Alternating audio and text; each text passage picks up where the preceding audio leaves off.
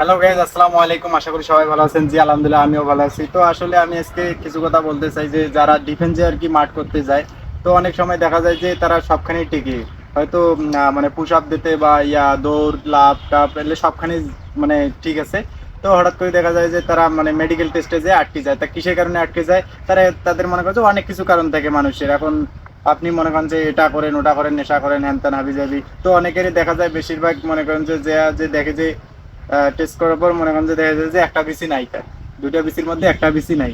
তা সেটা হবে আর আন্দাজি হুদে এসে মানুষকে ছড়াই, মানে তাদের আর কি আহ, এলাকায় ছড়িয়ে দেয় যে হ্যান হাবি যে আমাদের টাকা পয়সা নাই, মামা খালু নাই, হ্যান এলে ভাই সব ভুয়া।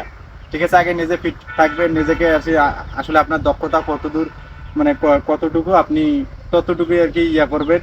তো আপনার কিছুই নেই, আপনার বডি নেই, ফিটনেস নেই, আপনি এরকম হয়ে গেছেন।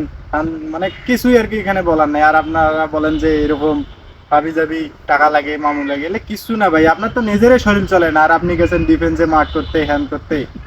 ভাইয়া তো আমার যদি ভিডিওটা ভালো লাগে অবশ্যই লাইক কমেন্ট শেয়ার করবেন আর পেজটি ফলো করবেন।